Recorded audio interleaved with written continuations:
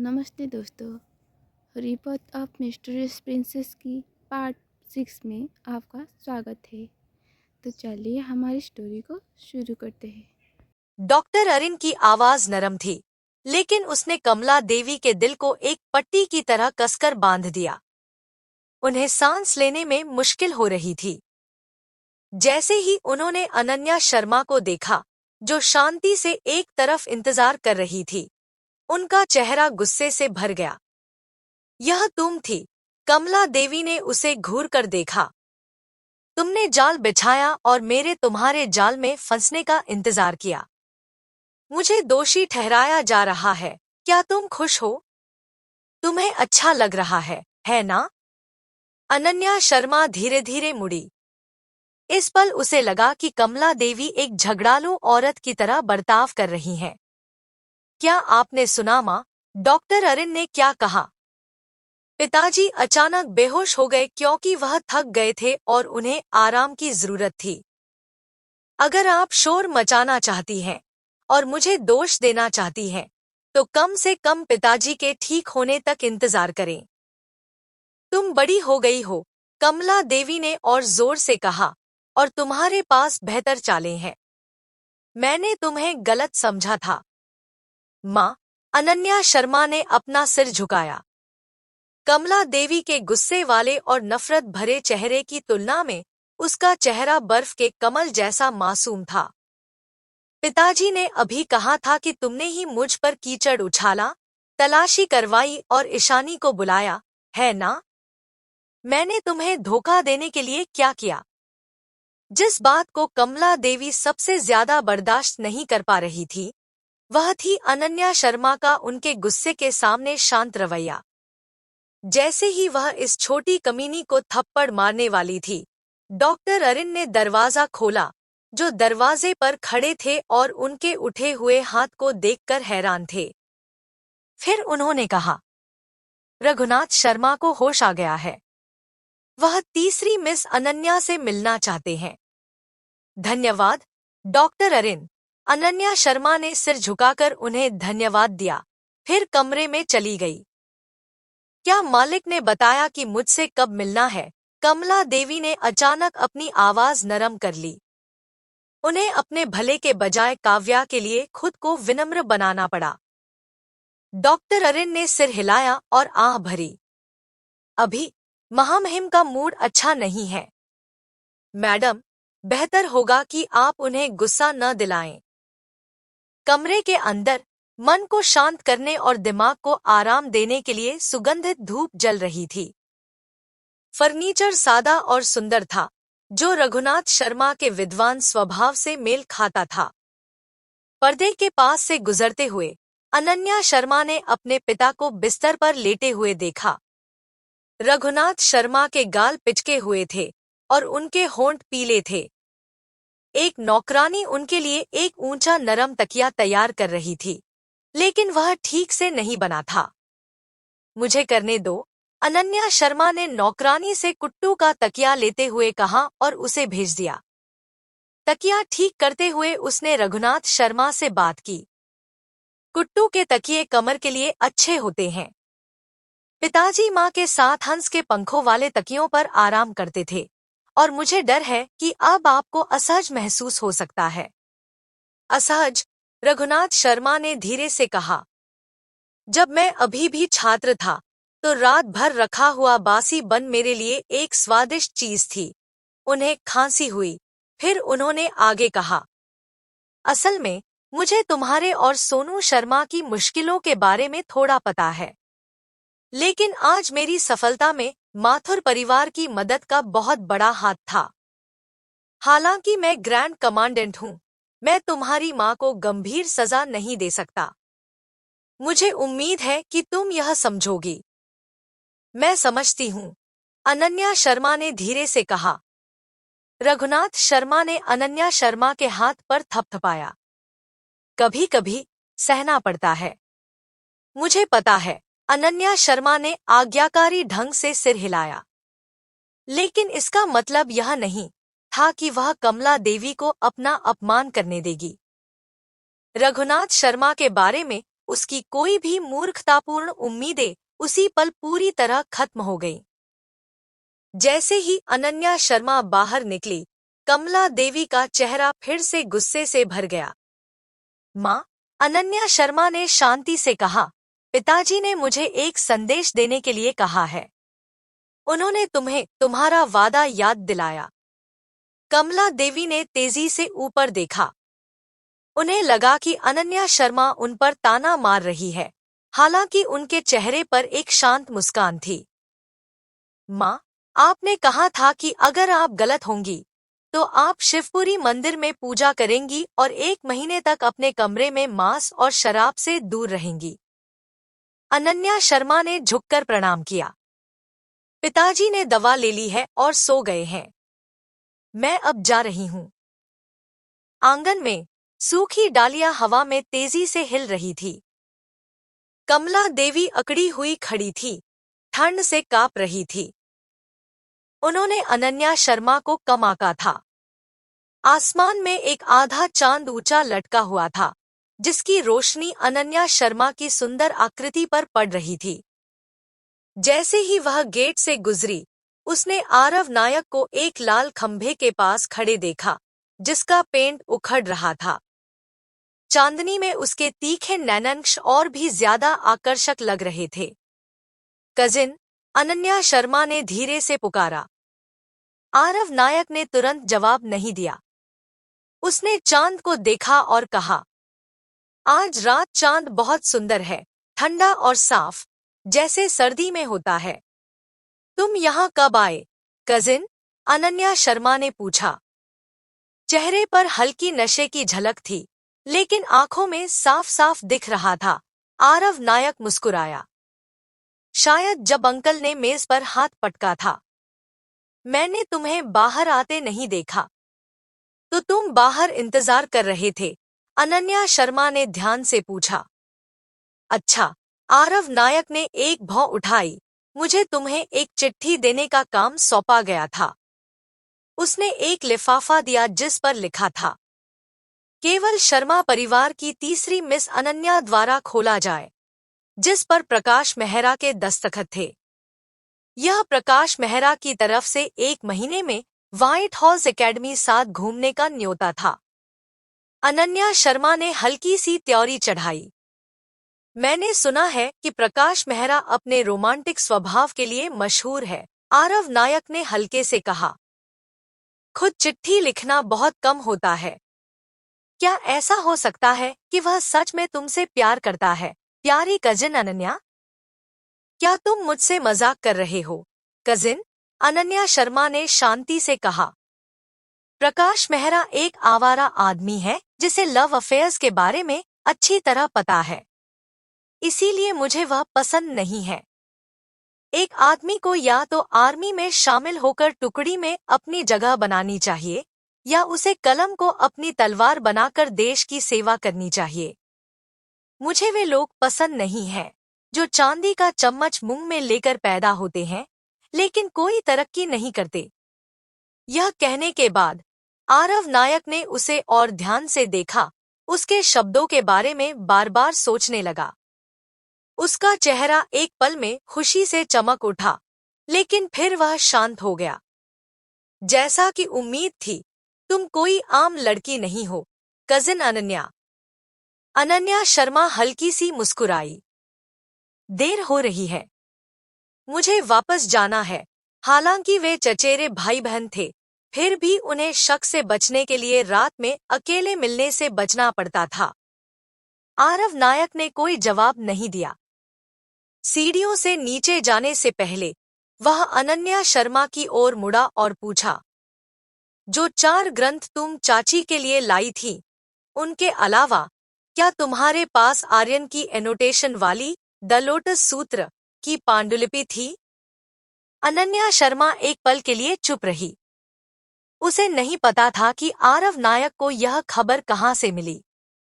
आखिरकार समझदारी से केवल रानी मानेर और मीरा मोहंती, जो किताब उसके पास लाई थी, उन्हें ही आरुष मल्होत्रा से मिली इस पांडुलिपि के बारे में पता था। हालांकि इस पर सोचने के बाद उसने फैसला किया कि पांडुलिपि में कुछ भी गलत नहीं है, इसलिए उसने सिर हिलाया और जवाब दिया, हाँ, सही है। तुम्हें यह कैसे पता चला, कजिन? इत्तेफाक से। क्या मैं इसे आपसे उधार ले सकता हूँ? मैं हमेशा आर्यन की बौद्ध शिक्षाओं की गहरी व्याख्या की तारीफ करता हूँ। आरव नायक ने मुस्कुराते हुए पूछा। जरूर, अनन्या शर्मा मुस्कुराईं। मैं रानी से कहूंगी कि वह बाद में इसे तुम्हारे पास भेज दे। मुझे कोई जल्दी नहीं है, तुम आराम से समय लेकर इसे पढ़ सकते हो। उसने जो कहा वह विनम्र और शालीन था, और उसने जो किया वह सभ्य और सही था। लेकिन किसी तरह आरव नायक उसके इस ध्यान रखने वाले व्यवहार से प्रभावित हो गया। उसे नहीं पता था कि उसके साथ क्या हो रहा है, क्योंकि उसने पहले कभी ऐसा महसूस नहीं किया था। आरव नायक अपने कमरे में लौटने के बाद सोए नहीं। डेस्क पर रखे कागजों के ढेर को देखकर उसे पता था कि उस रात उसके पास सोने का समय नहीं है। 15 मिनट से भी कम समय में किसी ने दरवाजा खटखटाया। वह रानी थी, जो उसके लिए पांडुलिपि लेकर आई थी। मास्टर, मुझे द लोटस सूत्र आपकी शेल्फ पर रखने की इजाजत दें। शेल्फ पर? वह जगह की बर्बादी होगी। आरव नायक ने मेज पर रखे कागजों को पलटा और किताब को देखकर उसकी आंखें काली पड़ गईं। ऐसा लगा कि कुछ बुरा होने वाला है। लेकिन मास्टर, आपने कहा था कि आप इसे धीरे धीरे और ध्यान से पढ़ना चाहते हैं, है ना? रोहित एक सीधा साधा आदमी था। जैसे ही आरव नायक आराम से रोहित की ओर मुड़ा, पन्ने पलटने की गति धीमी हो गई। उसने ठंडी आवाज में कहा, इसे हमारी संदूक के नीचे रख दो। उस रात सिर्फ आरव नायक ही नहीं सोया था। अगली सुबह जल्दी अनन्या शर्मा रघुनाथ शर्मा को सम्मान देने के लिए सूर्य आंगन जल्दी आईं। उसने देखा कि काव्या सिर झुकाए कमरे से बाहर निकल रही थी। काव्या का चेहरा लगभग ठीक हो गया था, लेकिन उसने अभी भी घूंघट पहन रखा था। शायद वह अभी रोई थी, क्योंकि उसकी आंखें अखरोट की तरह सूजी हुई थी। उसका कभी खूबसूरत दिखने वाला शरीर पतला हो गया था, और उसके चेहरे का भारी मेकअप भी उसकी थकी हुई सूरत को छिपा नहीं पा रहा था। टाइट आइवरी सिल्क ड्रेस अब उसके शरीर पर ढीली लग रही थी। ऐसा लग रहा था कि पिछले आधे महीने से वह मुश्किल समय से गुजर रही थी। काव्या ने अनन्या शर्मा के आने पर एक नजर डाली। उसके दिल में गुस्सा आ गया। पिछली रात अपनी माँ की चेतावनियों के बारे में सोचते हुए, जिन्होंने कहा था कि अनन्या शर्मा जितनी वे सोचते हैं उससे कहीं ज्यादा चालाक है, उसने खुद को अपना गुस्सा पीने के लिए मजबूर किया। जब तक उसने अपने नाखूनों से अपनी हथेली पर एक बैंगनी निशान नहीं बना लिया और उसे नमस्ते नहीं किया, तब तक वह शांत नहीं रह पाई। तीसरी मिस अनन्या, तुम भी मेरे पिताजी को देखने आई हो?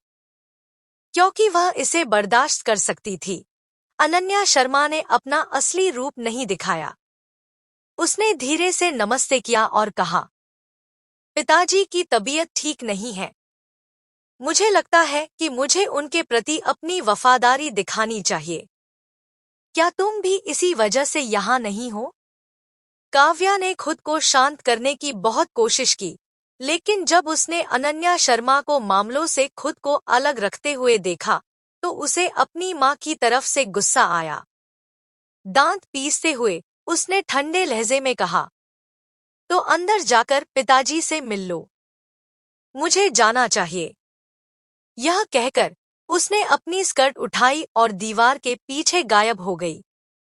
अनन्या शर्मा ने उसे जाते हुए देखा, थोड़ी हैरान थी। तुम्हें क्या लगता है? अनन्या शर्मा ने अचानक अपने बगल में खड़ी मानेर से पूछा। मानेर को उम्मीद नहीं थी कि उसकी मालकिन उससे राय पूछेगी। एक पल सोचने के बाद उसने सिर झुकाकर जवाब दिया। पहली मिस काव्या ने बहुत अच्छा सब्र दिखाया। हाँ, अनन्या शर्मा ने अपनी नजरें नीचे की। एक तरफ यह उसका सब्र है। दूसरी तरफ मुझे डर है कि माम बेटी इसी का इंतजार कर रही हैं। मैंने सुना है कि कमला देवी ने मेरे बड़े भाई को एक चिट्ठी भेजी है। वह जल्द ही वापस आ सकते हैं।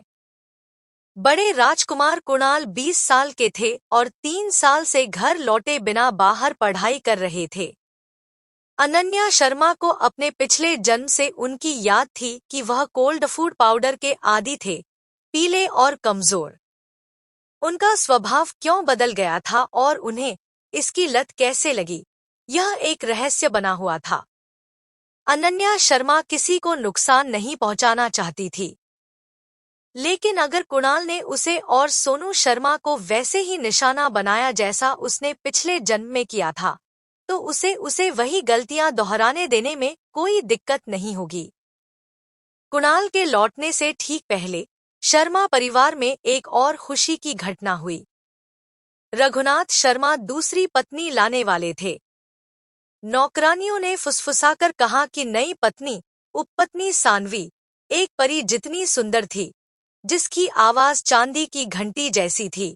वह जो भी गाना गाती थी, लोग अपना काम भूल जाते थे। यह कैसे हो सकता है? अनन्या शर्मा हंसी जब रानी नई पत्नी के बारे में बता रही थी और वह नया घर ठीक कर रही थी।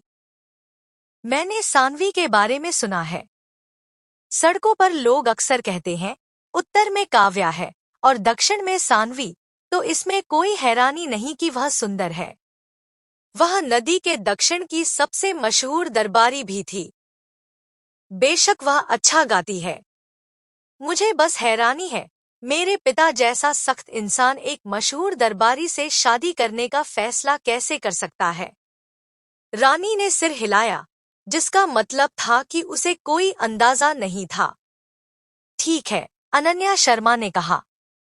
मैंने यह कमरा साफ कर लिया है। तुम दादी कामिनी के पीछे बाहर क्यों नहीं जाती? कुछ दिन पहले रघुनाथ शर्मा ने सोनू शर्मा और अनन्या शर्मा को पुराने पिछले आंगन से निकालकर फुक्सी आंगन में ले जाने का फैसला किया था। हालांकि यह शानदार नहीं था, लेकिन एक जवान लड़की के लिए काफी अच्छा था, और इसमें एक आरामदायक स्टडी रूम था जो खास तौर पर सोनू शर्मा के लिए दक्षिणी जरूरतों से भरा हुआ था। आंगन दक्षिण की ओर था और उसमें अच्छी रोशनी आती थी, जिससे पता चलता था कि रघुनाथ शर्मा ने इंतजाम में कितनी मेहनत की थी। दादी कामिनी आंगन में खड़ी थी, नौकरों को लकड़ी के बक्से कमरों में ले जाने का निर्देश दे रही थी। क्योंकि अनन्या शर्मा और सोनू शर्मा के पास ज्यादा सामान नहीं था, इसलिए काम जल्दी खत्म हो गया। तीसरी मिस अनन्या, मालिक ने आपके लिए 2 और नौकरानियां भी रखी हैं। क्या आप उन्हें अभी देखना चाहेंगी? या दादी कामिनी ने पूछा, लेकिन मानिर ने चुपचाप उन्हें एक तरफ खींच लिया। थोड़ी देर बात करने के बाद दादी कामिनी का चेहरा गंभीर हो गया। तीसरी मिस, मानिर कहती है कि ईशानी आंगन के गेट पर घुटनों के बल बैठी है और आपसे मिलना चाहती है। अनन्या शर्मा ने माथे पर शिकन डाली। वह बिना किसी शक के खुलेआम घुटनों के बल बैठी है।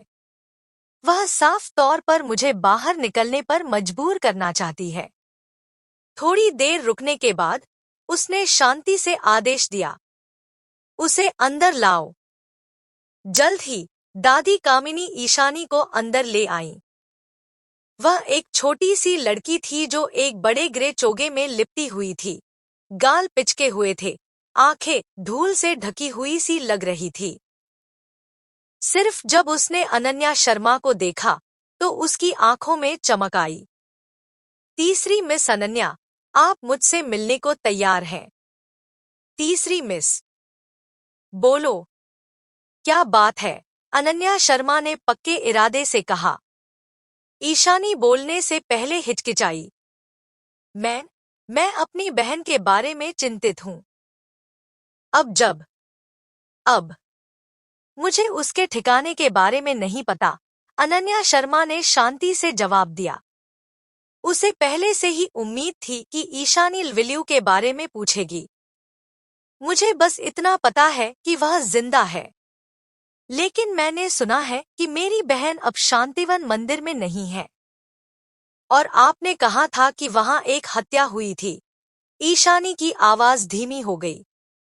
हाँ, किसी को चाकू मारा गया था, लेकिन जनरल रुद्र के आदमी विलियू की जिम्मेदारी ले रहे थे। उनकी काबिलियत के हिसाब से अगर वह मर गई होती तो वे किसी और बहाने से इसका ऐलान कर देते, ठीक वैसे ही जैसे भवन के साथ हुआ, जिसके बारे में उन्होंने कहा कि वह बीमारी से मर गया। अगर शांतिवन मंदिर में कोई मरा होता तो इसके बारे में बताया जाता। विलियू के गायब होने का सिर्फ एक ही कारण है, जनरल रुद्र के लोगों ने उसे किसी ऐसे मकसद के लिए छिपा दिया है जिसके बारे में हमें अभी तक नहीं पता। जब वह बोल रही थी तब भी अनन्या शर्मा के दिल में शक बना हुआ था। ग्रेट बुद्धिस्ट हॉल में भवन ने अरिन को सिर्फ 2 थप्पड़ों से चुप करा दिया था, जिससे वह जमीन पर करा रहा था। यह अजीब था कि इतनी काबिलियत वाला कोई इंसान मंदिर में काम करता था। अगर और कुछ नहीं है तो तुम जा सकती हो, अनन्या शर्मा ने धीरे से कहा। मैंने सुना है कि मेरी माँ ने तुम्हारी शादी तय कर दी है। क्योंकि तुम्हारी शादी होने वाली है, अपना ख्याल रखना। जब से कमला देवी को कैद किया गया था, वह अपना दिन बुद्ध की पूजा करते हुए हरसिंह आंगन में लकड़ी के क्लैपर के साथ हार्ट सूत्र का जाप करते हुए बिताती थी। घर के कामों से बचने के लिए भक्ति का बहाना बनाती थी। यह सोचकर कि यह सिर्फ गुस्से का एक दौरा था, रघुनाथ शर्मा ने घर के मामले उपपत्नी लितिका और उपपत्नी माधवी को सौंप दिए। अनन्या शर्मा जानती थी कि कमला देवी यह साबित करने का इंतजार कर रही थी कि घर को सिर्फ वही अच्छे से संभाल सकती है। हाल की गड़बड़ी से पता चला कि वह सफल हो रही थी। 5:45 बजे अनन्या शर्मा सोनू शर्मा को रघुनाथ शर्मा से मिलवाने ले गईं। पीछे के बगीचे से गुजरते हुए उन्होंने गलियारे के आखिर में मेहराबदार दरवाजे के पास झगड़े की आवाज सुनी। सबसे तेज आवाज उपपत्नी लितिका की थी। येसन, तुमने क्या किया? मैंने तुमसे कल युमान एम्ब्रॉयडरी शॉप से ऑर्डर की गई शादी की ड्रेस लाने को कहा था और तुम लाल रंग की ले आई। क्या तुम्हें नहीं पता कि एक रखैल सिर्फ गुलाबी रंग पहन सकती है? क्या तुमने यह जानबूझकर किया या तुम बस बेवकूफ हो? कल उपपत्नी सानवी की शादी की रस्म थी। गलत ड्रेस एक गंभीर मामला था। अनन्या शर्मा ने थोड़ा माथा सिकोड़ा जब येसन ने शांति से जवाब दिया। मैंने ठीक वैसा ही किया जैसा मुझे बताया गया था। आपने मुझसे कस्टम शादी की ड्रेस ऑर्डर करने को कहा था लेकिन रंग नहीं बताया था। कढ़ाई करने वालों ने शायद लाल रंग मान लिया होगा। येसन कमला देवी के लिए काम करती थी। यह साफ तौर पर जानबूझकर की गई साजिश थी। ऐसी घटनाएं आम थी। सालों तक घर संभालने के बाद कमला देवी का असर बहुत गहरा था। तुम, उपपत्नी लितिका गुस्से से लगभग गला घोंटते हुए बोली। मैं मालिक को बताऊंगी। मानो या न मानो, तुम बता सकती हो, येसन ने साफ साफ जवाब दिया। मैं मालिक के सामने भी यही कहूंगी। अगर रघुनाथ शर्मा को इस बारे में पता चलता तो शायद उपपत्नी लितिका पर ही इल्जाम आता और लाल ड्रेस की समस्या फिर भी हल नहीं होती। बस करो, बहन लितिका, उपपत्नी माधवी ने धीरे से बीच में कहा। चलो कोई हल सोचते हैं। फिर उसने अनन्या शर्मा और सोनू शर्मा को पास खड़े देखा और जल्दी से उनके पास गई। तीसरी मिस अनन्या, सोनू, तुम यहाँ हो। यह सोचकर कि वे तमाशा देखने आए हैं, उपपत्नी लितिका ने आंखें घुमाईं। नमस्ते, उपपत्नी लितिका और उपपत्नी माधवी, सोनू शर्मा ने विनम्रता से सलाम किया। कितने प्यारे हो, उपपत्नी माधवी मुस्कुराई, उसके गाल सहलाते हुए। तीसरी मिस, तुम कहाँ जा रही हो? और कहाँ? उपपत्नी लितिका ने चिढ़कर कहा। यहाँ मजाक देखने। अंश शर्मा ने धीरे से सिर झुकाया। मैं पिताजी से मिलने जा रही थी। उसकी नजर एक पल के लिए येसन पर पड़ी, जो वहां मासूम बनने का नाटक कर रही थी। उपपत्नी लितिका, उपपत्नी माधवी, क्या समस्या है? हालांकि उसने पूछने का इरादा नहीं किया था, लेकिन उपपत्नी माधवी ने पिछले जन्म में उसके लिए घुटने टेककर भीख मांगी थी और हाल ही में सोनू शर्मा की देखभाल की थी। अनन्या शर्मा ने उस एहसान का बदला चुकाने का फैसला किया। दुख के बादल उपपत्नी माधवी के माथे पर छा गए। जब से मैंने और बहन लितिका ने जिम्मेदारी संभाली है, कुछ भी ठीक से नहीं हुआ। खरीदी गई नौकरानियां बीमार पड़ गईं। मालिक का पसंदीदा बावर्ची अचानक चला गया। यहाँ तक कि मोमबत्ती वाला भी नौकरी छोड़कर चला गया। अब उपपत्नी सानवी की शादी की ड्रेस भी गलत है। बस करो, उपपत्नी लितिका ने तेजी से बात काटी। हमें ये परेशानियां छोटों के सामने नहीं बतानी चाहिए। उपपत्नी माधवी थोड़ी शर्मिंदा लग रही थी और पीछे हटे बिना नहीं रह पाई। अनन्या शर्मा मुस्कुराते हुए बोली, अनन्या के पास कोई और रास्ता नहीं था, लेकिन हवेली में एक आदमी है जो मदद कर सकता है। उपपत्नी माधवी की हैरान आंखों और उपपत्नी लितिका की शक भरी आंखों को समझते हुए अनन्या शर्मा ने आगे कहा, मेरा चचेरा भाई सुघर के पूर्वी हिस्से में है। वह आधे महीने से ज्यादा समय से मगध में एक बिजनेसमैन के तौर पर है। शायद वह किसी को जानता हो या उसके पास कोई ऐसी योजना हो जो मदद कर सके। उनके पास ज्यादा समय नहीं था और रघुनाथ शर्मा को इसके बारे में कभी पता नहीं चलना चाहिए था। इस तरह आरव से मदद लेना कोई बुरा विचार नहीं था। जैसे ही उपपत्नी माधवी, उपपत्नी लितिका और अनन्या शर्मा के साथ पूर्वी हिस्से की ओर बढ़ी, पूर्वी हिस्से के शांत आंगन के ऊपर हवा में एक नीली परछाई उड़ती हुई गुजरी। अगर आप ध्यान से देखते तो आप फड़फड़ाती हुई क्रॉस पट्टियां और उसके कंधे पर खून का धब्बा देख सकते थे। ग्रे टाइल वाली छत वाले घर की मुंडेर पर कदम रखते हुए वह बिना आवाज किए नीचे कूद गया। मालिक, रोहित ने दरवाजा जल्दी से खोला और कंधे पर खून लगे आरव का स्वागत किया। रोहित ने चाकू से आरव के कंधे पर लगे कपड़े को सफाई से फाड़ दिया, जिससे लगभग आधी उंगली गहरा पतला घाव दिख रहा था। दबाव के कारण घाव से गहरा लाल खून बह रहा था, जिससे वह और भी भयानक लग रहा था। मालिक, आपको चोट लगी है। वह बच निकला। आरव का चेहरा पीला पड़ गया था, लेकिन उसने ज्यादा खून बहने से रोकने के लिए शांति से अपने 2 एक्यूप्रेशर पॉइंट्स पर इशारा किया। उनके हाथों पर हल्के घाव थे, अंगूठे और तर्जनी उंगली के बीच वाले हिस्से में।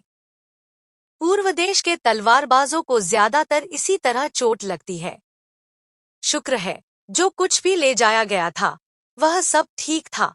अपना सिर झुकाकर उसने रोहित को अपने घाव पर पट्टी बांधने से रोका। ज्यादा पट्टी मत बांधो, लोग देख लेंगे। साधारण इलाज के बाद आरव ने ब्रोकेड का बना एक ढीला ढाला लाल नीला चोगा पहना। उसने मुश्किल से ही जख्म को ढका था और पट्टी और प्लास्टर हटाए थे। छोटी नौकरानी 2 उपपत्नियों और तीसरी मिस अनन्या के आने की खबर देने आई। आरव ने अपने होठों तक लाई गई गर्म चाय धीरे से नीचे रख दी। तीसरी मिस शब्द सुनकर उसकी भौहें खुशी से तन गईं, जैसे उसके चेहरे पर बसंत की हवा चल रही हो। दरवाजे के बाहर उपपत्नी लितिका बेचैनी से अपने पैर पटक रही थी। लगभग शाम हो चुकी थी और कल इसी समय रघुनाथ शर्मा दूसरी उपपत्नी से शादी करने वाले थे।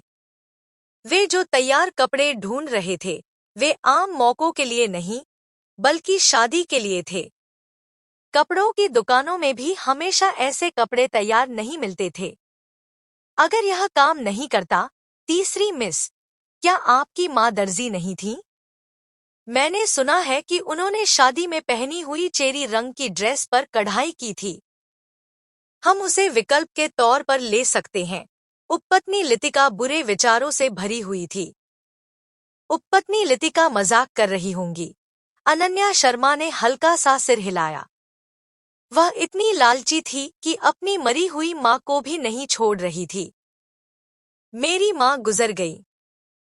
उनकी शादी की ड्रेस उनकी निशानी के अलावा और कुछ नहीं है। कल मेरे पिता के लिए बहुत खुशी का दिन था। मल्होत्रा परिवार की नई उपपत्नी के लिए ऐसी ड्रेस पहनना बहुत अशुभ हो सकता है। क्या आपको डर नहीं है कि मेरे पिता दोष देंगे?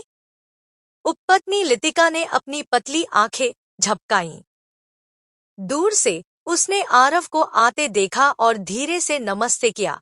मालिक, आप आखिरकार आ गए।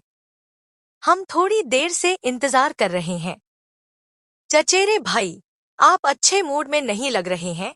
आरव के पीले होंठ और थकी हुई आंखों को सिर्फ अनन्या शर्मा ने ही देखा। आरव ने उन्हें नमस्ते करने के लिए सिर झुकाया।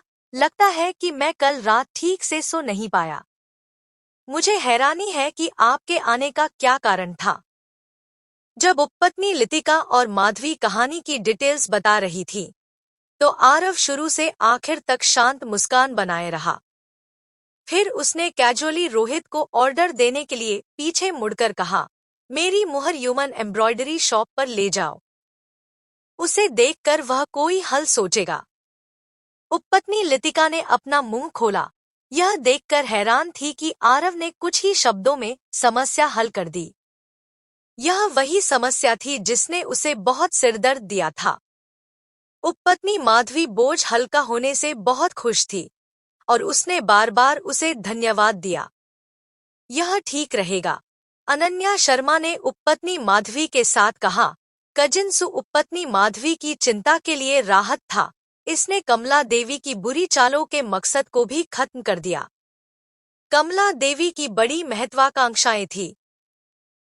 वह पहले भी घर के कामों में उपपत्नी माधवी और लितिका के लिए मुश्किलें खड़ी कर रही थी, लेकिन अब वह अपनी परेशानियां रघुनाथ शर्मा को दिखाने को तैयार लग रही थी। उसने सब कुछ किया था, लेकिन उसे उम्मीद नहीं थी कि यह कजिन जिसे वह नफरत करती थी, वह इतनी काबिलियत वाला बिजनेसमैन होगा। दोनों उपपत्नियां निश्चिंत रह सकती हैं कि कल दोपहर से पहले एक कढ़ाई वाली चमकदार लाल शादी की ड्रेस शर्मा हवेली में पहुंचा दी जाएगी, आरव ने कहा। उसकी आंखें चांदनी जितनी कोमल थी। लंबे समय तक अपनी भावनाओं को सफलतापूर्वक रोकने और छिपाने के बाद उसने खुद को अनन्या शर्मा के सामने नाकाम पाया। उसकी आंखें अनन्या शर्मा के शरीर पर, उसकी भौहों की नोक पर और उसके होठों के कोने पर टिक गईं। अगर माधवी और लितिका उसके बिना आती, तो वह निश्चित रूप से मना करने का कोई कारण ढूंढ लेता। उसे शर्मा परिवार के साथ कोई लेना देना पसंद नहीं था, सिवाय उसके। उपपत्नी माधवी और लितिका पहले लौट गईं क्योंकि उन्हें बहुत काम था। लितिका सिर ऊंचा करके जोश से आगे बढ़ी। उपपत्नी माधवी उसके पीछे पीछे आई और अपनी स्कर्ट उठाकर दहलीज पार की। अनन्या शर्मा और आरव एक गर्म माहौल में अकेले रह गए। उनके चेहरों के बीच गर्माहट बनी हुई थी। आरव ने अनन्या शर्मा को वापस भेजने के बारे में कुछ नहीं कहा। अनन्या भी नहीं गई। उसकी पलकें सुनहरे सूरज की रोशनी में चमक रही थी। उसका आधा चेहरा उस गर्मी में डूबा हुआ था। सब कुछ शांत और सुंदर था। अनन्या शर्मा अचानक मुस्कुराई। कजिन्सु, तुम ह्यूमन एम्ब्रॉयडरी शॉप को अच्छे से जानते हो, है ना? आरव ने शांति से जवाब दिया। हमारे बिजनेस में कुछ लेनदेन हुए थे और हम एक दूसरे को जानने लगे। अनन्या शर्मा ने दूर देखा। मुझे लगता है कि तुम व्हाइट हाउस एकेडमी को भी जानते हो। उसने मुस्कुराते हुए अपना सिर झुकाया। हो सकता है कि तुम उनसे अपने बिजनेस डीलिंग्स में मिले हो, है ना? आरव ने कोई जवाब नहीं दिया। डूबते सूरज की रोशनी में उसकी परछाई लंबी हो गई थी। यहाँ तक कि तेज हवा भी इस आंगन से गुजरते समय नरम हो गई थी। चेहरों को लगभग मुलायम सैटिन की तरह सहला रही थी। आरव धीरे से पीछे मुड़ा और अनन्या शर्मा की अगली बात सुनी। मुझे लगता है कि तुम्हारे पूर्वादेश के साथ भी कुछ बिजनेस डीलिंग्स हैं। क्या मैं सही कह रही हूँ? आरव ने बिना किसी खास भावना के हल्का सा सिर हिलाया। देर हो रही है और अनन्या को वापस जाना चाहिए। फूशी आंगन। जैसे ही अनन्या शर्मा आंगन के गेट में दाखिल हुई, उसने देखा कि छोटे से स्टडी रूम में हल्की मोमबत्ती की रोशनी टिमटिमा रही थी। आज दोपहर उपपत्नी माधवी और उपपत्नी लितिका के साथ आरव नायक से मिलने से पहले अनन्या शर्मा सोनू शर्मा को रघुनाथ शर्मा के पास ले गई थी। उसने अपने पिता के चेहरे पर आए उलझे हुए और थोड़े नाराजगी वाले भाव के बारे में सोचा जब उन्होंने सुना कि सोनू शर्मा बाहर इंतजार कर रही है। उसके आने की मेहरबानी के लिए मैं उसकी तारीफ करता हूँ। मेरा कमरा बिखरा हुआ है, उसे अंदर लाने की जहमत मत उठाओ। रघुनाथ शर्मा की बातों ने सोनू शर्मा के नासमझ दिल पर गहरी चोट की।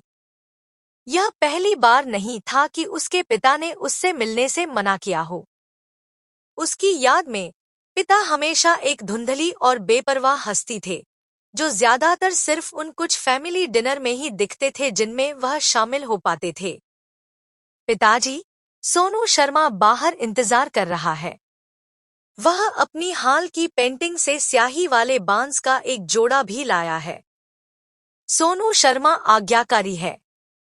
इसके अलावा आप ठीक हो गए थे तो वह बीमार कैसे हो सकता है? अनन्या शर्मा इस बात से हैरान थी कि उसके पिता हर तरह से अपने बेटे से कैसे बचते थे। वह तो उपपत्नी की बेटी से भी मिलने को तैयार थे। कमला देवी और उपपत्नी लितिका ने सोनू शर्मा के नाम पर जितनी भी कीचड़ उछाली हो, वह शर्मा परिवार का दूसरा मालिक था। क्या कोई और वजह थी? अनन्या शर्मा स्टडी से 10 कदम दूर खड़ी थी। उसके मन में सोनू शर्मा मुंह फुलाए और लिखने की प्रैक्टिस करने के लिए पेन पकड़े हुए था। शायद जिद उसकी माँ खुद और उसके भाई के खून में थी। बचपन में अनन्या शर्मा ने अनजाने में अपनी माँ राधा से सुना था कि वह मथुरा के एक पढ़े लिखे परिवार से थी। उसकी लिखावट भी बहुत अच्छी थी, लेकिन उसके भाइयों ने उसे घर से निकाल दिया और वह संघर्ष करते हुए मगध पहुंची। रघुनाथ शर्मा की उपपत्नी बनने से पहले वह कढ़ाई करके गुजारा करती थी। एक लड़की और एक लड़के को जन्म देने के बाद उसका गुस्सा नरम पड़ गया। आखिरकार शर्मा परिवार जैसे साजिशों और सत्ता की भूख से भरे परिवार में शांति से रहने के लिए बहुत जिद की जरूरत होती है। जब छोटे मालिक शाम को वापस आए तो वह खुद को स्टडी में बंद करके बहुत देर तक लिखने की प्रैक्टिस करते रहे। उन्होंने न तो ब्रेक लिया और न ही रात का खाना खाया। तीसरी मिस अनन्या, दादी कामिनी के माथे पर चिंता की लकीरें थीं। अंधेरा है, अनन्या शर्मा ने धीरे से कहा। सोनू शर्मा के लिए सोयाबीन के तेल का दिया भेजो। अन शर्मा ने सोनू शर्मा को मनाने की कोशिश नहीं की। वह अपने भाई को अच्छी तरह जानती थी। इस समय उसे मनाया नहीं जा सकता था। सोनू शर्मा बस कड़ी मेहनत करके खुद को साबित करना चाहता था। रानी तब तक अनन्या शर्मा की सेवा करती रही जब तक वह सो नहीं गई। 2 नई नौकरानियां रात में पानी लाने और पहरा देने का काम कर रही थी।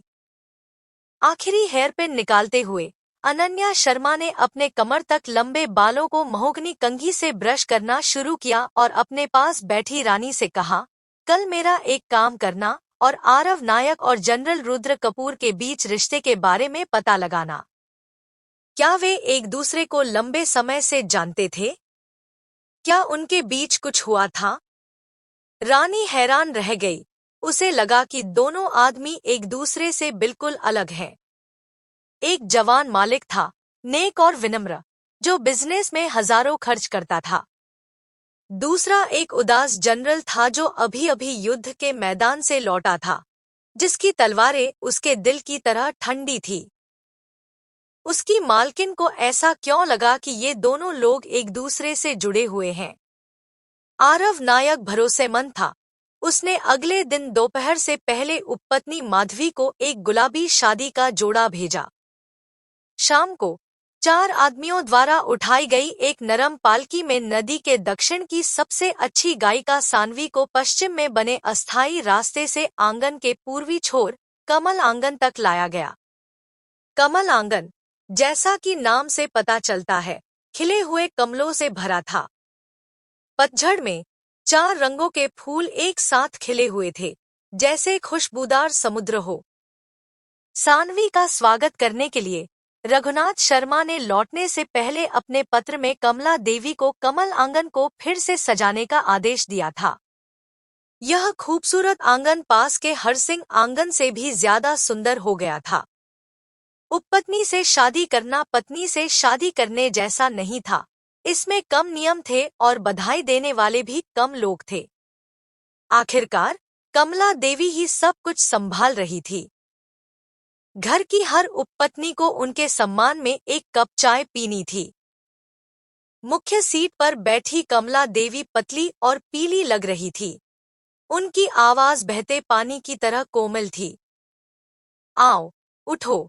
हैरानी की बात है कि कमला देवी ने सानवी को शर्मिंदा नहीं किया। उन्होंने किरण को बुलाया और उसे रंगीन कांच से बनी 2 गौरैया के आकार की हेयरपिन दी। उन्होंने मुस्कुराते हुए कहा, मैं चाहती हूँ, मेरी बहन, तुम मेरा स्वागत का तोहफा स्वीकार करो। सानवी थोड़ी खुश लग रही थी।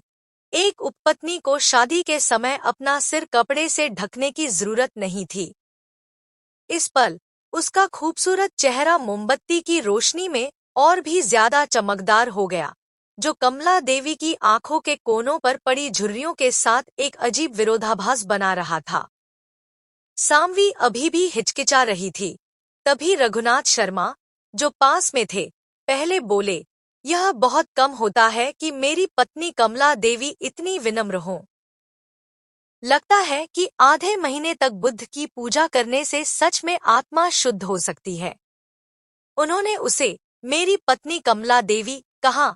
सालों हो गए थे जब उन्होंने आखिरी बार उसे ऐसे बुलाया था। कमला देवी ने जबरदस्ती एक कड़वी मुस्कान दी।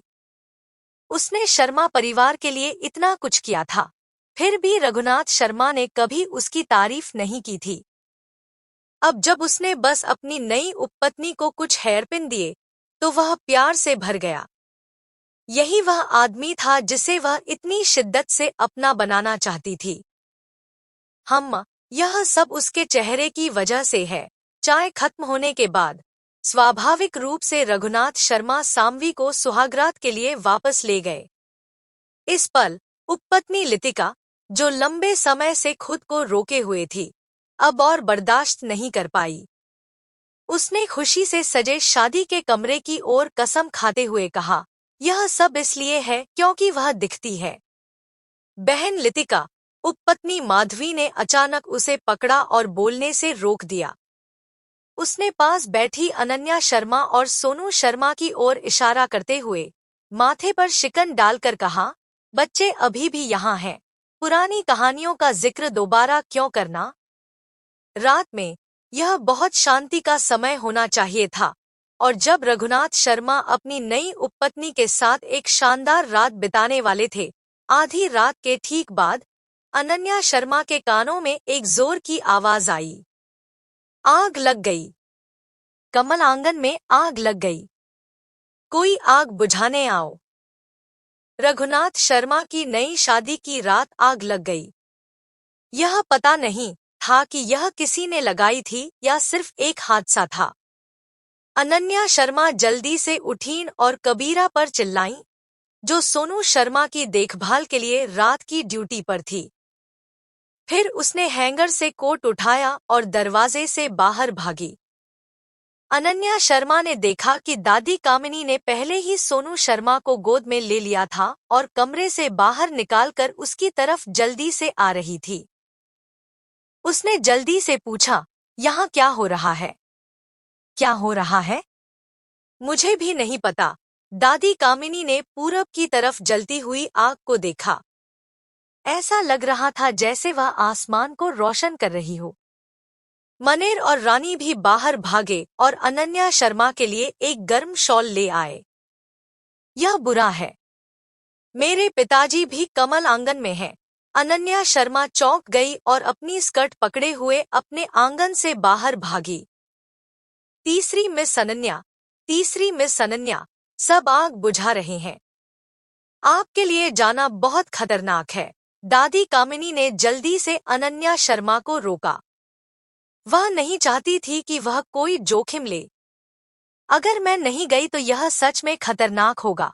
अनन्या शर्मा मुड़ी और बोली, हाल ही में बर्फ पिघल रही है और हवा में नमी है। हम ऐसे ही लकड़ी भी नहीं जला सकते। लेकिन नया आंगन अचानक आग की चपेट में आ गया है। आप समझ रही हैं ना, दादी कामिनी? दादी कामिनी रुक गई। वह समझ तो गई थी, लेकिन कहने की हिम्मत नहीं हुई। आग जानबूझकर लगाई गई होगी। अगर यह साम्वी के लिए थी, तो इसे औरतों की लड़ाई माना जा सकता था। लेकिन अगर इसका असर मास्टर रघुनाथ पर होता, तो यह सबसे बड़ा अपराध होता। अपने साथ हुई पिछली घटनाओं के बारे में सोचते हुए अनन्या शर्मा अब जरा भी जोखिम लेने की हिम्मत नहीं कर रही थी। यह सिर्फ उसके लिए नहीं, बल्कि सोनू शर्मा के लिए और आंगन में दादी कामिनी, रानी और मनेर के लिए भी था।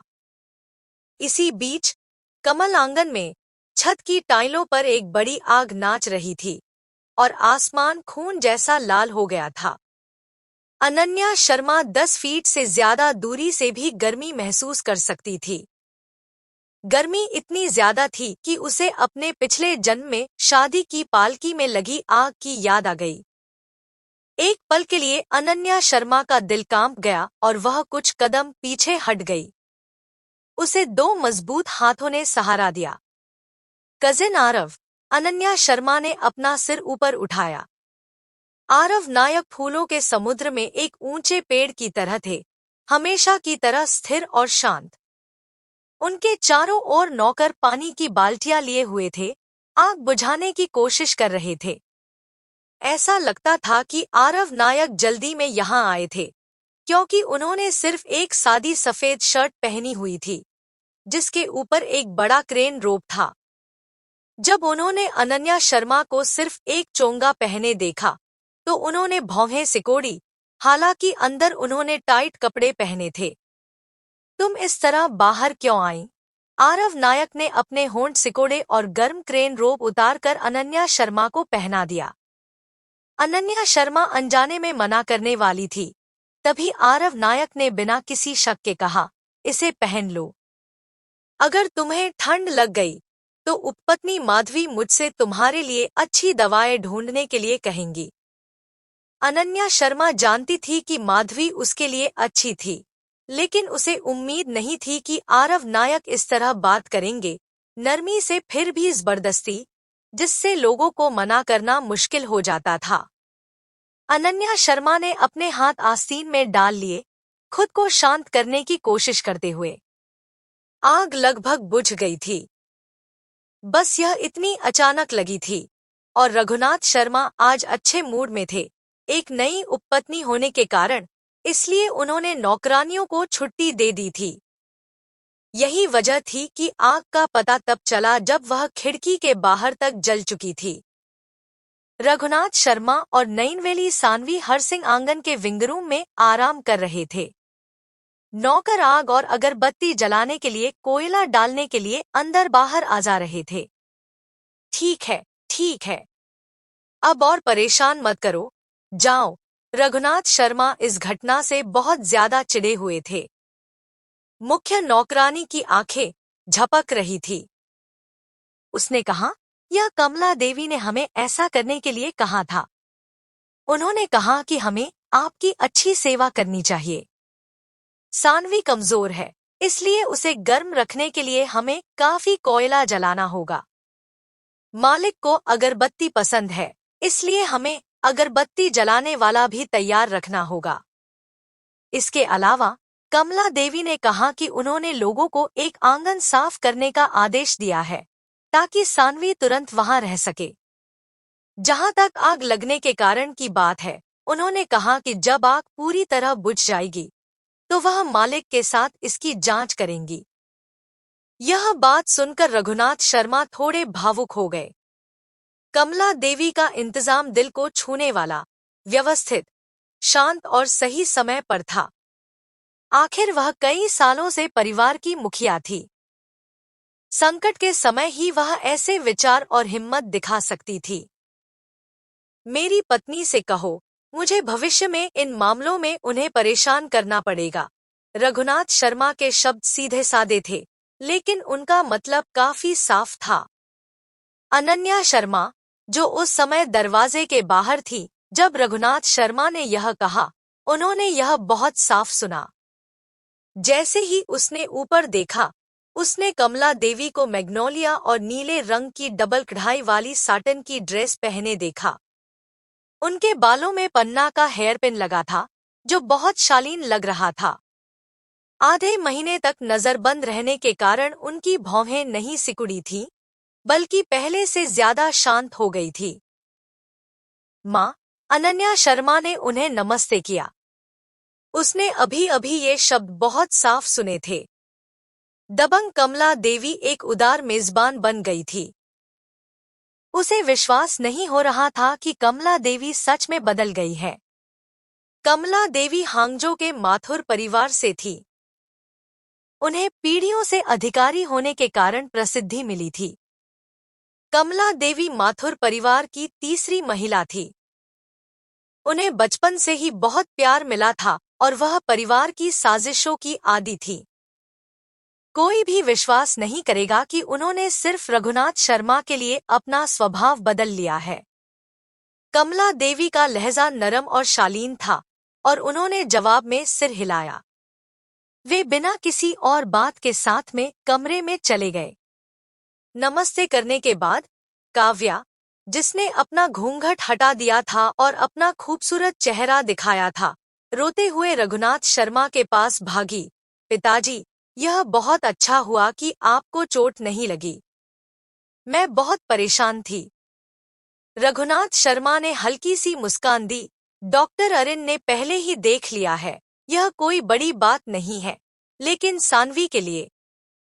उन्होंने सान्वी की ओर देखा, जो उनके बगल में बैठी थी, लेकिन पाया कि उस नाजुक खूबसूरत लड़की की आंखों में हैरानी की एक झलक थी और उसने अपने हाथ से अपना मुंह ढका हुआ था।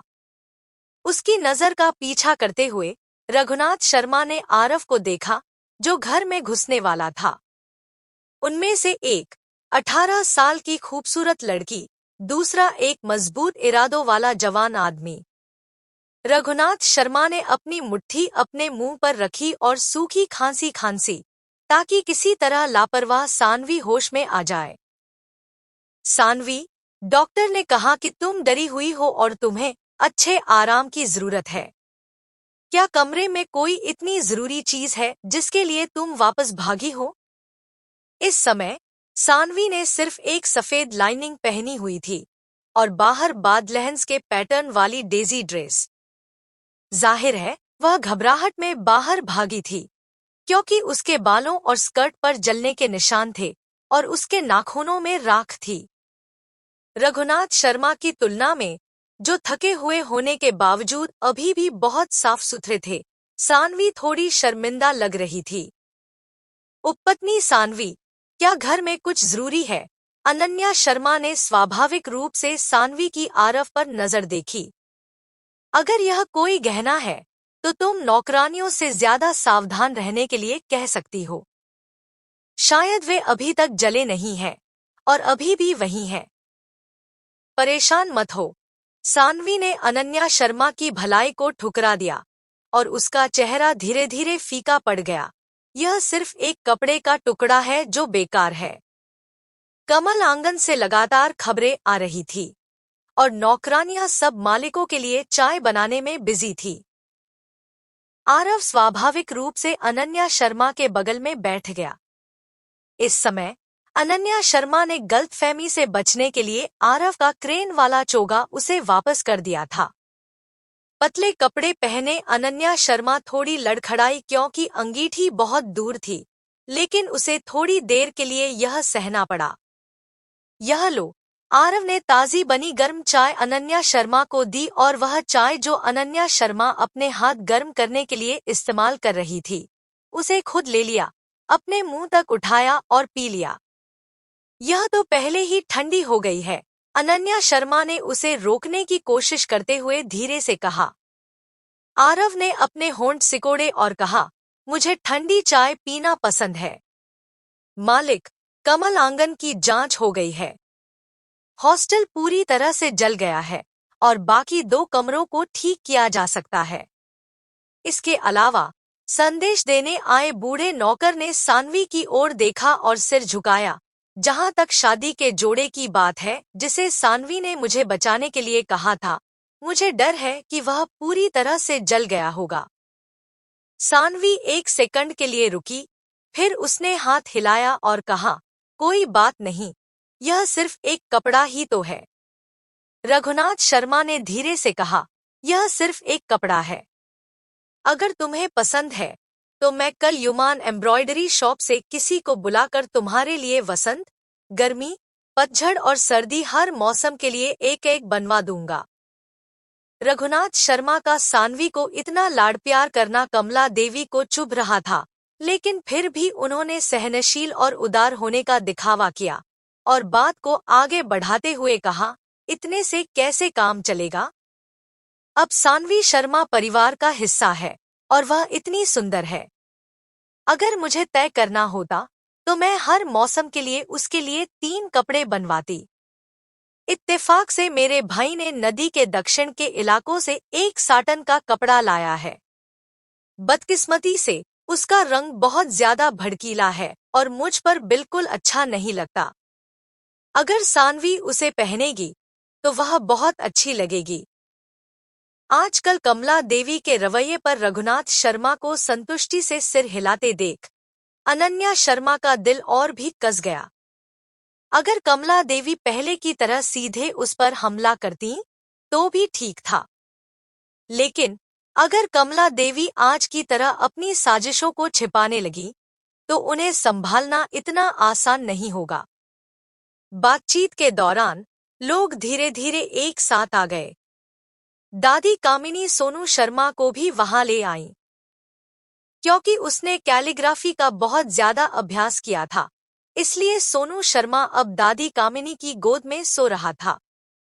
कल रात सोनू शर्मा ने देर तक कैलीग्राफी का अभ्यास किया, इसलिए उसे थोड़ी नींद आ रही है।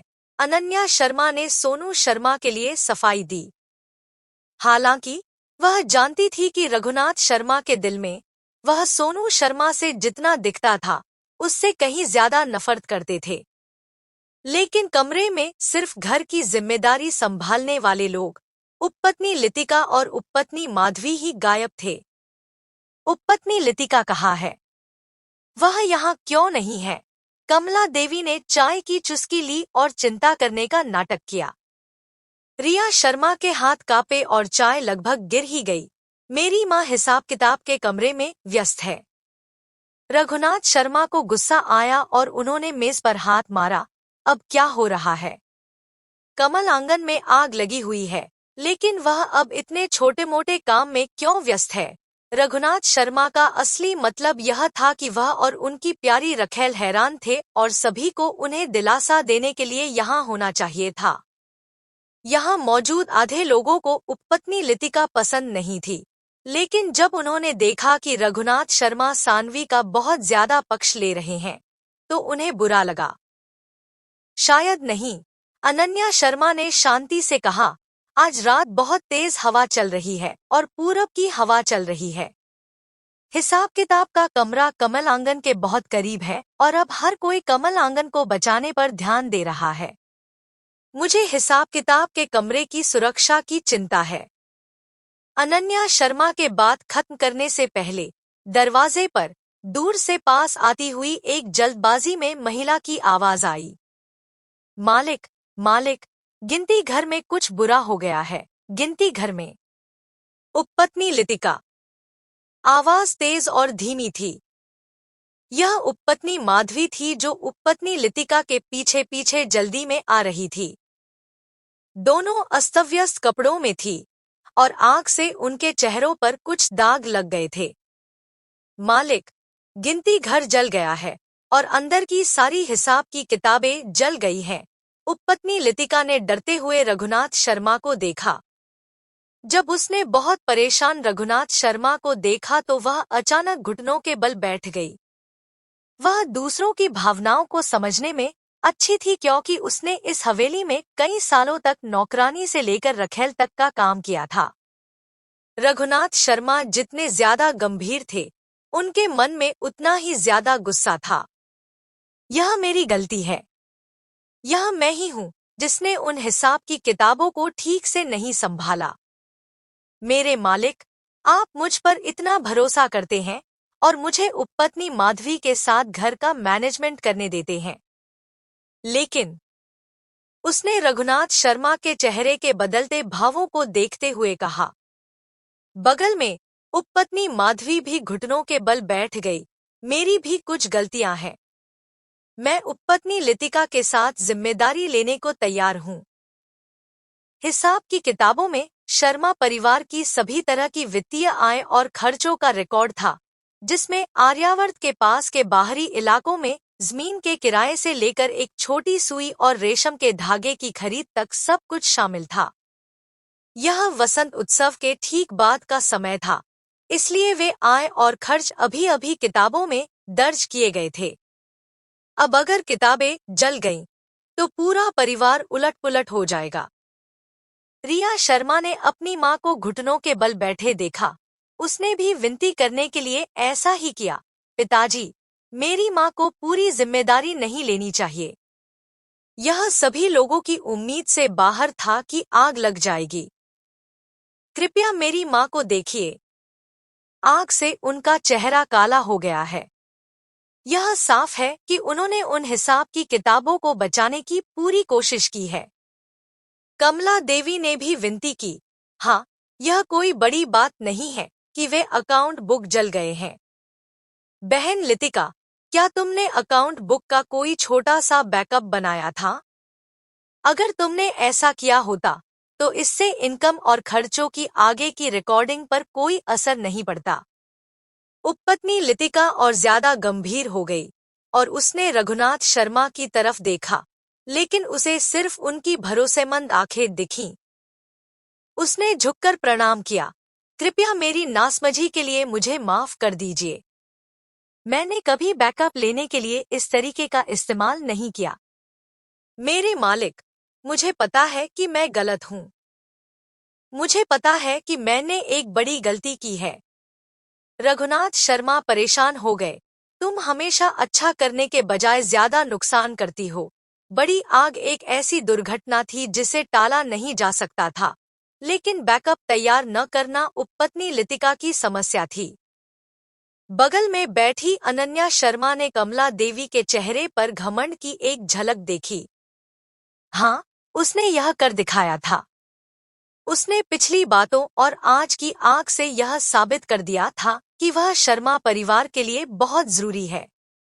जैसा कि उम्मीद थी, इससे पहले कि रघुनाथ शर्मा अपना गुस्सा निकालते, कमला देवी ने मुस्कुराते हुए कहा, बहन लितिका पहली बार अकाउंटिंग मैनेजमेंट कर रही है।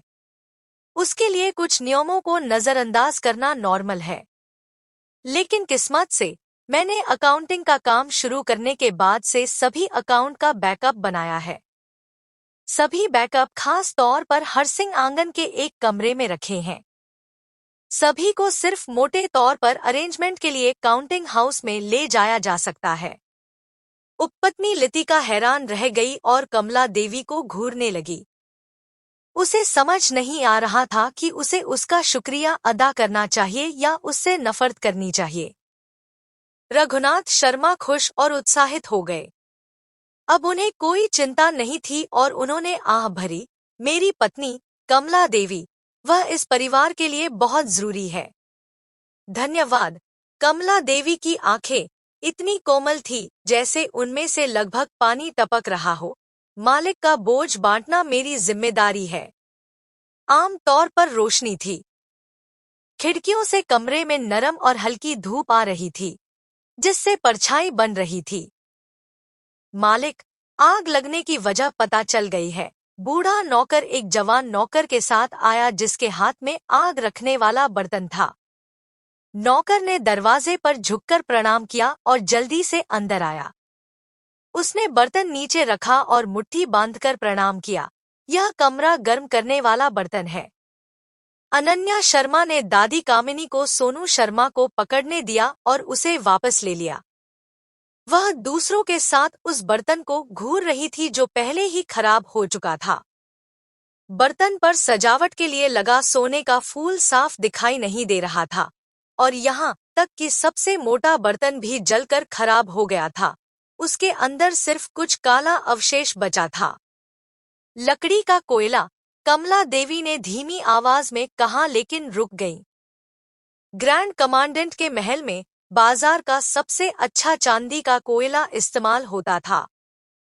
उसे जलाने पर धुआं नहीं निकलता था और न ही ज्यादा चिंगारियां निकलती थी, लेकिन वह कमरे को गर्म कर देता था। आग वाले बर्तन में बचा हुआ घटिया काला अवशेष गरीब परिवारों में इस्तेमाल होने वाले काले कोयले जैसा लग रहा था। हालांकि खजाने से मिले पैसे से चांदी का कोयला खरीदा जाता था। चांदी का कोयला गर्म होता है लेकिन उसमें आग की लपटें नहीं होती। काला कोयला धुएं वाला और चिंगारियों वाला होता है। मुझे लगता है कि बड़ी आग चिंगारियों या लपटों से लगी। वे जलते हुए काले कोयले से निकली और फिर पर्दों में आग लग गई। रिया शर्मा ने धीरे धीरे अपना नतीजा बताया। उसने और कमला देवी ने एक दूसरे को समझदारी से देखा, जिसे अनन्या शर्मा ने अच्छी तरह समझ लिया। अनन्या शर्मा पीछे होकर बैठ गई और ज्यादा आरामदायक मुद्रा में आ गई। वह एक अच्छे तमाशे का इंतजार कर रही थी। जैसा कि उम्मीद थी, रघुनाथ शर्मा ने हाथ हिलाकर बूढ़े मैनेजर से पूछा, जाओ, हिसाब किताब वाले मैनेजर और खरीदारी करने वाली नैनी को ढूंढ कर लाओ। मैं उनसे पूछूंगा कि वह घटिया कोयला मेरे घर में कैसे आया। और फिर वह परेशान सानवी की तरफ मुड़े और धीरे से पूछा, क्या तुम थक गई हो? अगर थक गई हो तो वापस आकर आराम कर लो। सानवी कुछ नहीं बोली। उसने बस अपना सिर नीचे किया और हिला दिया। उसने आरव को सीधे नहीं देखा, लेकिन उसकी हिचकिचाहट अनन्या शर्मा ने ठीक से समझ ली। अनन्या शर्मा आरव को देखने के लिए पीछे मुड़ी। वह आराम से ठंडी चाय पी रहा था। उसने अपनी पतली उंगलियों से चाय की ट्रे पकड़ी हुई थी, जो बहुत सुंदर लग रहा था।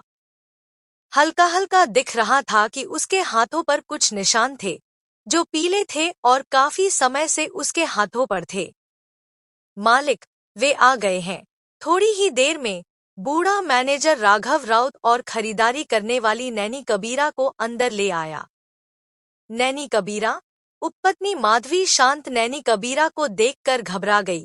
तुमने कहा था कि तुम्हें कमर और पैर की बीमारी की वजह से घर पर आधे महीने का आराम चाहिए। तुम यहाँ क्यों हो? हम, उपपत्नी माधवी चाहती हैं कि मैं आराम करूं, नैनी कबीरा ने कहा, और उसके शब्द बम की तरह थे। वह घुटनों के बल बैठी और सीधे रघुनाथ शर्मा से कहा, मेरे मालिक, मैंने शर्मा परिवार में 30 साल काम किया है और मैंने 8 साल से खरीदारी का काम किया है। जब कमला देवी परिवार संभालती थी, तो वह मुझे खरीदारी के लिए एक लिस्ट देती थी और मैं उस लिस्ट के हिसाब से खरीदारी करती थी। पिछले आधे महीने से उपपत्नी माधवी और उपपत्नी लितिका परिवार संभाल रही हैं, लेकिन वे बिना किसी नियम कानून के काम कर रही हैं। उन्होंने मुझे चांदी के कोयले के बजाय साधारण लकड़ी के कोयले इस्तेमाल करने को कहा। मैं अब और ये बुरे काम नहीं करना चाहती थी और मैं इस पद पर बने रहना चाहती थी। इसलिए मुझे एक विचार आया कि मैं अपनी बीमारी का इलाज कराने के लिए घर वापस आ जाऊंगी। बकवास, उपपत्नी लितिका गुस्से में आ गई। मैंने तुम्हें चांदी के कोयले की जगह घटिया लकड़ी के कोयले इस्तेमाल करने नहीं दिए, और मैंने तो बस तुमसे कहा था कि खरीदते समय ध्यान से तुलना करके ज्यादा पैसे बचाओ। क्या मैं गलत हूँ? नैनी कबीरा बहादुर थी और उसने सीधे उपपत्नी लितिका से पूछा, आप गलत नहीं हैं। लेकिन आपने मुझे अच्छे कोयले की जगह घटिया कोयले इस्तेमाल करने दिए। वह बचा हुआ पैसा आपने ही रख लिया। उपपत्नी लितिका ने तेवर चढ़ाए और अपना गुस्सा निकालने ही वाली थी कि उपपत्नी माधवी ने उसे एक तरफ खींच लिया। उसने रघुनाथ शर्मा को देखा और पाया कि उनका चेहरा बहुत उदास था। उसने और बहस नहीं की और बस आंसुओं के साथ रघुनाथ शर्मा से कहा, मेरे मालिक, मैंने इतने सालों तक आपका साथ दिया है। क्या आपको मुझ पर विश्वास नहीं है? उपपत्नी लितिका ने रघुनाथ शर्मा की सेवा तब से की थी जब वह 12 साल के थे। जब वह 14 साल के थे तब से वे करीब थे। अब वे 20 साल से ज्यादा समय से साथ थे। इसीलिए उपपत्नी लितिका को लगता था कि वह शर्मा परिवार की एक काबिल और बड़ी सदस्य है। आगे बढ़ो। रघुनाथ शर्मा ने आंसू बहाती उपपत्नी लितिका को नजरअंदाज किया और राघव राउत की ओर इशारा किया, तुम हिसाब किताब के इंचार्ज हो। हाल के दिनों में तुम्हें शर्मा परिवार की खास आमदनी और खर्चों के बारे में पता होना चाहिए। उसे यह जरूर पता था, लेकिन राघव राउत कमला देवी के पक्ष में था। अनन्या शर्मा ने कड़क चाय की चुस्की ली। सूरज निकल आया था और पूरी रात नींद न आने के कारण वह थकी हुई महसूस कर रही थी। राघव राउत घुटनों के बल बैठ गया। उसके पतले गालों से उसकी ईमानदारी झलक रही थी। मालिक, उपपत्नी लितिका ने खाते में जो खर्च दर्ज किया था वह काफी था, और जब मालकिन इंचार्ज थी तब भी उन्होंने मालकिन से ज्यादा पैसे निकाले थे। लेकिन मुझे नहीं पता कि उन्होंने उन पैसों का इस्तेमाल किस लिए किया। बह, उपपत्नी लितिका चिल्लाई, ऐसा इसलिए है क्योंकि तुमने नीचे वाले दराज में गलती की है। उसने यह कहने का प्लान बनाया था कि राघव राउत ने जानबूझकर नीचे वाले दराज के रंग के बारे में गलती की और उसे इसे ठीक करने के लिए ज्यादा पैसे खर्च करने पड़े। लेकिन वह शांत हो गई और उसने साफ साफ सोचा कि यह एक राज था जिसे उसे मालिक से छिपाकर रखना चाहिए। कोई सबूत नहीं? राघव राउत, मुझे सबूत दिखाओ। उपपत्नी माधवी का उपपत्नी लितिका से कम रिश्ता था, लेकिन अब वे एक ही नाव पर सवार थी। उसे उसकी मदद करनी थी। ठीक है, राघव राउत ने थोड़ी नफरत से कहा, सभी हिसाब की किताबें उस बड़ी आग में जल गई हैं। इसलिए मेरे पास कोई सबूत नहीं है। जब तुम्हारे पास कोई सबूत नहीं है, अनन्या शर्मा ने धीरे से कहा, तुमने कहा कि दोनों उपपत्नियों ने अच्छी चीजों की जगह घटिया चीजें इस्तेमाल की, और दूसरे ने कहा कि दोनों रखेलों ने खजाने से निकाले गए पैसों का गलत इस्तेमाल किया। यह कोई छोटी बात नहीं है। तुम दोनों ने मेरे माता पिता को पहले क्यों नहीं बताया? तुम आग लगने और सब कुछ जल जाने के ठीक बाद ही सामने क्यों आए? आज के लिए बस इतना ही दोस्तों।